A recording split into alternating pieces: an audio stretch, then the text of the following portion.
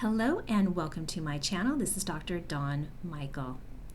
For all of you that are longtime listeners, welcome back. And for those of you that are new, welcome as well. Today we're going to be talking about reasons why you may not be able to get it up, meaning why you may not be able to get an erection as well as maintain an erection. So I'm going to talk about medical reasons why this may be happening, as well as psychological reasons. Now, some people may have had this problem for a while and been dealing with it, and others may suddenly find that they are having issues with this. It all relates back to one single problem, and that is blood flow. So in order to get an erection, you have to be able to have blood flow to the penis. In order to maintain an erection, that blood has to stay in the penis. If it leaves the penis, it will go flaccid. If it's not able to get to the penis, then obviously you are not able to get an erection. And as I said, this could be psychological or this can be physical. So first we're going to go over some of the psychological reasons, and also I'm going to give you some ways to resolve this problem. So for men that have been experiencing this for quite a while, usually it is psychological, especially if you are able to get an erection through masturbation, or you have an erection when you wake up in the morning. That would pretty much show that you are able to physically get an erection. So it's an involuntary erection, and that happens to men about 3 times in the nighttime as well as in the morning. Doesn't mean that you're aroused, it's just your body going through its natural cycle. Now, if you find that you're not able to, or you don't have an erection in the morning, or that you're not able to get one through masturbation, then that could be that you are indeed having a physical problem, and that is something we will talk about. So the main reason why men usually are not able to get an erection, and it's psychological, has to do with anxiety. So if you are anxious, outright anxious, you will probably notice that you're just not able to be calm enough to get that erection. Sometimes it is a hidden anxiety, or you're not quite aware that it is anxiety that is causing the problem. And so it's important to really figure out what's making you anxious so that you can deal with it. If it is anxiety, there's many ways to treat it. So first of all, it's being able to control that anxiety. And you can call it performance anxiety. You can just call it, some people are shy, some people psych themselves out. Whatever you want to call it, it usually is anxiety. And the reason why, for the most part, it's classified as anxiety is it creates that feeling of fight or flight. So when that happens, the blood will not be able to go to the penis. It will go to other parts of your body. And so the anxiousness just doesn't promote it to go to the genital area. It goes to usually the feet and the extremities, so that in that response you can get out of a dangerous situation or an uncomfortable situation. And that part of it is not something that you are aware of, okay? So it just happens, that fight or flight response. So ways to deal with that is to realize that you may be having that. And there's some deep breathing exercises that you can do. I have a couple of those videos that I've made. I'll attach that to this video. But I would go through and try some of the deep breathing exercise. And the reason why the deep breathing helps is if you are doing it where you're breathing through the nose, you're counting, and then you're exhaling, it takes your mind off whatever may be causing anxiety, and also that exhale, it calms down the central nervous system, so you're able to relax. So the most important thing is to be able to get to that relaxed state so that you can allow the blood to start flowing. Even if you are aroused, it still may happen where the blood doesn't flow. And sometimes I've spoken with couples where this can happen all of a sudden, where a man just is stressed out and then he doesn't get an erection, and so his wife or his partner becomes critical and says, oh, you're not attracted to me, or so on and so forth, what's wrong with you? And that can create additional anxiety, because it doesn't have to do with arousal, it has to do with anxiety. There's a difference between arousal and anxiety. A man can actually get himself aroused by even masturbating in front of his partner to get himself aroused, but that's not going to happen if there isn't blood there to flow. And so another way, and some people do this, it's kind of a Band-Aid effect, but a glass of wine sometimes will work.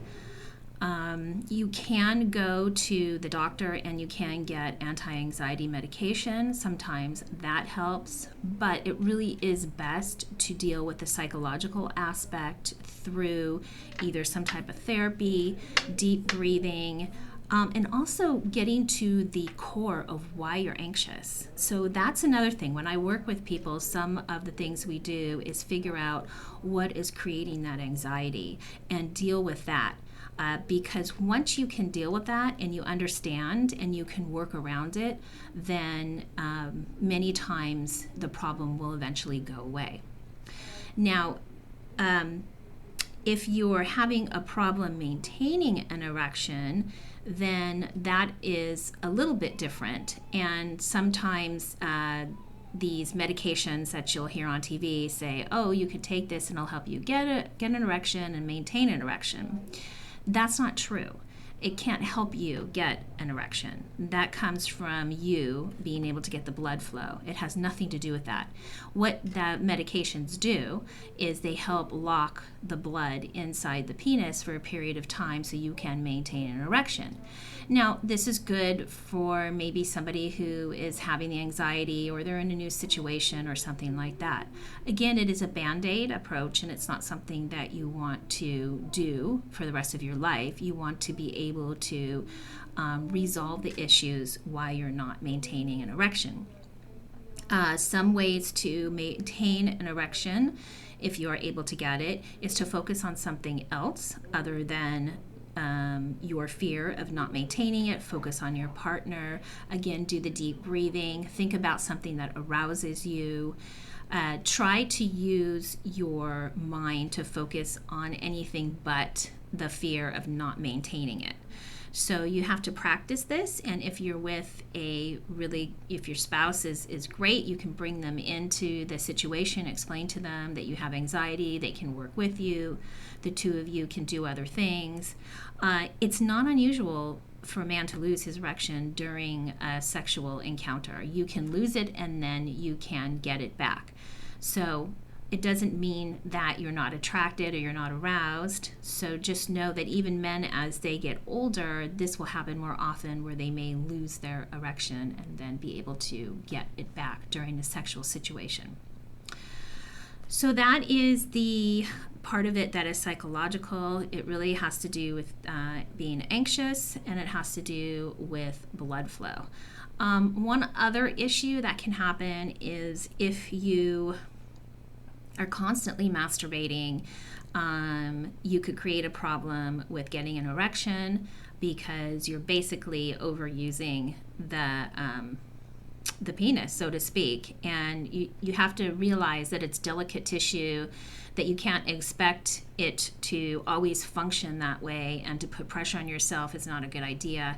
Another issue that can happen is you can get desensitized if you're again, masturbating too much, or you're really heavily into porn and you're doing it all the time. You can create a problem that is both psychological and physical. So that's kind of the middle area with that.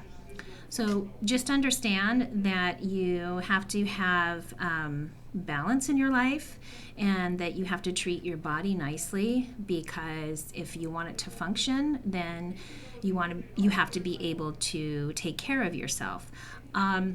Now let's get into the physical aspect. So once again, I'm going to go back to the blood flow, and if you are not able to get an erection while you're masturbating by yourself, because usually you don't have anxiety when you masturbate by yourself, and if you're not waking up with it, then that means that you're having a blood flow issue, and that is a problem that you need to go see your doctor about. Because if you're not getting blood flow to your genital area, then you're going to have a difficult time getting blood flow to your heart. So that's one of the signs of possibly having a heart attack, is not being able to get the blood flow. Obviously, there's other issues. There could be medical issues dealing with the prostate. Obesity can also create a blood flow issue.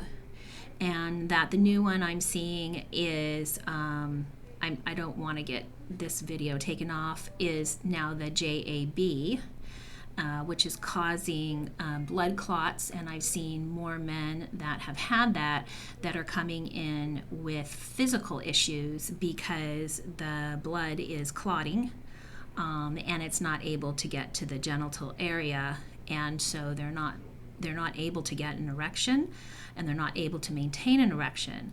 So if you've noticed that after you took the JAB, and shortly after, or even a couple months after, you are no longer able to get an erection, you may want to go to the doctor and find out what you can do, if you need to get on blood thinners, whatever the doctor recommends. But that is a symptom, and it's something that continues to increase over the past couple of months. There's been articles written about it, and now more men are coming out and talking about it, but not enough, because sometimes people don't correlate it with that, or they're embarrassed to talk about it, but it is a problem that is happening. It's very scary, and it's something that I feel is going to continue to happen, and unfortunately it may get worse. So go and talk to your doctor about it and figure out what you can do, because again, if that's happening where you're not getting blood flow to your genital area, it may also affect other parts of your body, and it's not something that you should just let go and not deal with. So anyway, I hope that you have gotten something out of this video. And again, it's really important to take care of yourself. It's really important to take care of yourself both psychologically and physically. All right, everyone. As you know, I believe everyone deserves to have a healthy sex life, and so do you. Make it a great day. Subscribe, give me a thumbs up, and share my videos.